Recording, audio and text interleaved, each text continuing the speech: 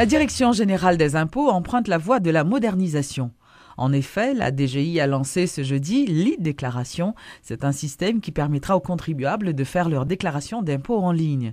Par la mise en place de ce système électronique, la DGI a franchi un pas important dans la lutte contre la fraude fiscale, estime le directeur général de l'institution, Jean-Baptiste Clark-Neptune. Son premier pas qui fait et qui peut permettre aux contribuables à utiliser Internet pour accéder à pour le service d'administration fiscale. Mais imaginez-nous que nous arrivons mettre tout système net, les m'a parlé tout système fiscal là net pour contribuables à permettre capable d'accéder à l'administration fiscale là, notamment les impôts de masse. Par exemple, vous besoin de fonds passeport, vous arrivez faire en ligne, vous besoin et faire plaque machine, vous arrivez faire en ligne. Et au matricule fiscal, ou arrive faire en ligne, et bien le atteint stade ça. Au compte ça arrive à ce que contribuable à chita la caille, il fait toute bagaille net pour compte lui.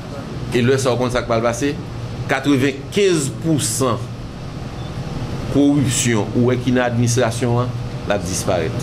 Parce que entre contribuable là et l'administration, il y aura la machine pour résoudre le problème. C'est ça pour nous. C'est devant pour nous et c'est pour nous qui côté bagage ça va le mener. Combien de temps vous avez dans ça, directeur? Mon cher, je me répondre nous demain matin. Mais malheureusement, je ne peux pas répondre ça. Mais ministère, DGI, nous avons une volonté pour ça fait le plus vite que possible.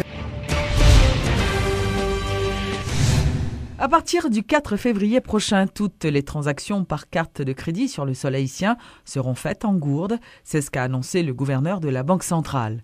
Selon Charles Castel, la BRH entend par cette mesure lancer le processus de réforme dans le système économique haïtien. Toutefois, le gouverneur de la BRH souligne que les citoyens pourront toujours avoir des comptes en dollars. Il s'inscrit en faux contre certaines rumeurs véhiculées autour de ces mesures susceptibles de créer des appréhensions chez les citoyens. Il n'est pas question que la Banque centrale empêche personne de compte en dollars, compte en banque en dollars, épargner en dollars. Je veux que ça soit clair pour tout le monde. Ça n'a pas de parole là du tout.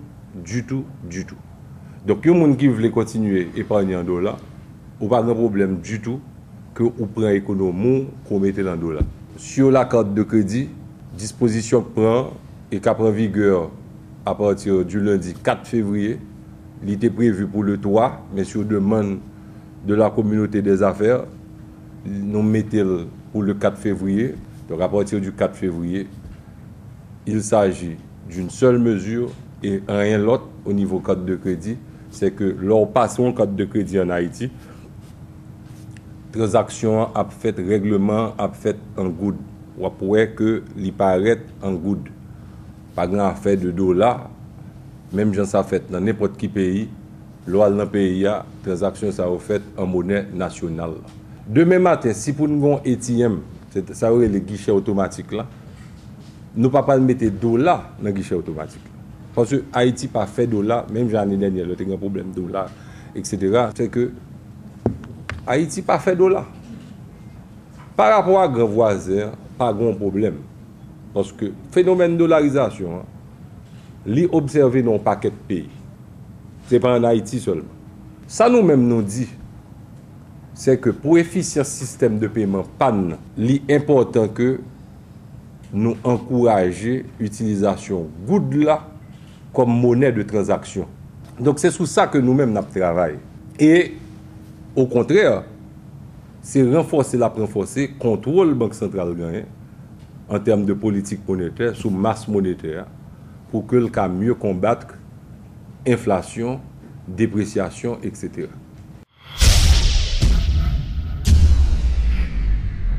L'ONU Habitat déplore que 3 ans après le séisme de 2010, des constructions anarchiques et hors normes se multiplient un peu partout dans la capitale.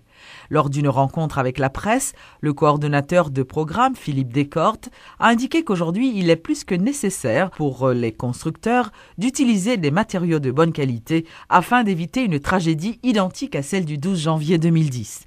L'agence onusienne promet de continuer de renforcer les capacités du gouvernement et des collectivités territoriales afin d'assurer le suivi de la reconstruction.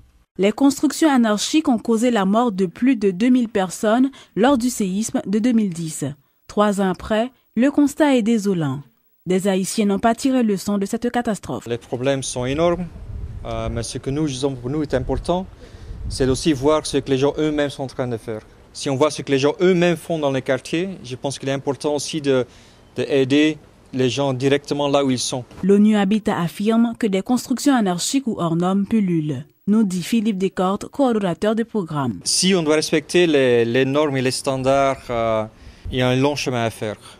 Et on sait très bien, parce que aussi, c'est question aussi des moyens. C'est les gens, ils essayent de faire avec ce qu'ils ont, d'avoir le maximum. Et pour nous, justement, il faut voir ça pour nous comme un processus petit pas à petit pas. L'ONU Habitat a pour mission d'aider le gouvernement à assister la population et de voir comment gérer la ville et les problèmes de quartier. Philippe Descortes, coordonnateur du programme, estime que, nous citons, vu la fragilité de la situation, il est nécessaire, voire obligatoire, que les constructeurs utilisent des matériaux de bonne qualité. Et là, justement, on a proposé au gouvernement, pourquoi pas faire un mois sur le bloc de ciment. Comment arriver à une meilleure qualité de bloc de ciment, qui est un élément de base de la construction. Et vous savez très bien, si vous voyez les constructions, trop souvent on voit encore des blocs qui n'ont pas la bonne qualité. Là, de nouveau, c'est question d'information. C'est question d'apprendre, faire comprendre aux gens les petites choses qu'ils peuvent faire pour améliorer la qualité. Et on ne parle pas de contrôle, de normes standards, mais des petites choses que les gens peuvent faire de jour à jour pour améliorer la simple chose d'un bloc, un bloc en ciment. Et là, pour nous, de nouveau, c'est question d'information, c'est question de formation, mais surtout justement d'engager les gens eux-mêmes et les petits maçons, les gens qui produisent les blocs de jour à jour. L'agence onusienne a réitéré son engagement à renforcer les capacités du gouvernement, des collectivités territoriales et des leaders communautaires afin qu'ils puissent planifier et assurer le suivi de la reconstruction. Entre-temps, la population, de son côté, doit faire preuve de prudence et surtout de responsabilité, car ce n'est pas le séisme qui tue, mais les constructions anarchiques. L'Université d'État d'Haïti se prépare à organiser une série d'activités à l'occasion de la commémoration de la date du 12 janvier. Le rectorat en a fait l'annonce ce jeudi et selon le secrétaire général de l'UEH, des colloques et formations sur la géophysique et la géotechnique seront tenus du 14 au 16 janvier au campus de l'Université du Roi Henri à Limonade. Wilson Dorleus a souligné le caractère scientifique que revêt cette initiative. Vous savez que le 12 janvier est une date, en tout cas importante maintenant dans l'histoire du peuple haïtien. C'est la date de la catastrophe du séisme qui a ravagé le pays.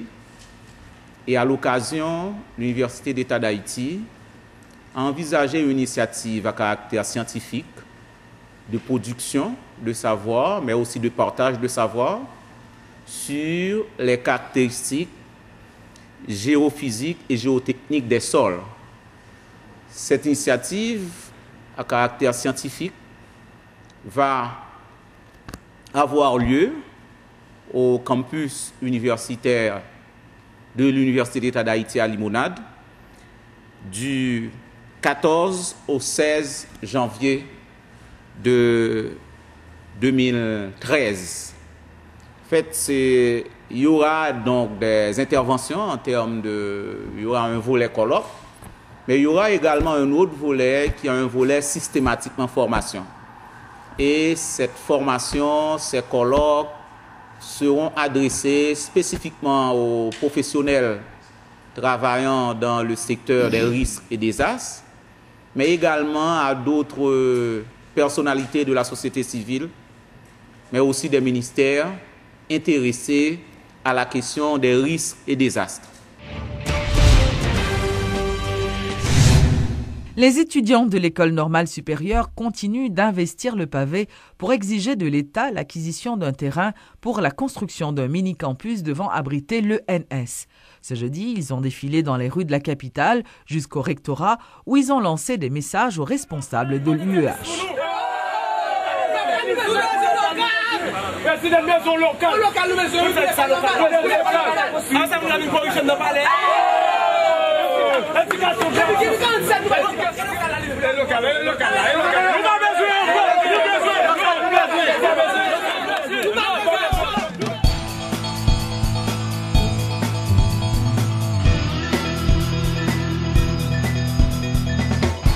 Ce jeudi 10 janvier est la date théorique de l'investiture du président Chavez au Venezuela, mais ce dernier est toujours à Cuba où il soigne son cancer depuis un mois. Une manifestation a été organisée dans les rues de Caracas. Le président n'a pas prêté serment, mais ses sympathisants gardent le sourire.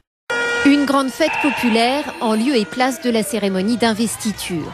Devant le palais présidentiel, des milliers de partisans affichent en grand leur amour du comandante et leur confiance en son retour. Objectif, prouver que le parti au pouvoir, même sans son chef, garde la totale confiance des Vénézuéliens. Le peuple est investi comme président. Nous sommes tous Chavez. C'est le slogan du jour. Chavez, le peuple est avec toi. Chavez reste à Cuba. Reprends des forces. Nous prenons soin du pays. C'est plutôt le vice-président Nicolás Maduro qui s'en charge.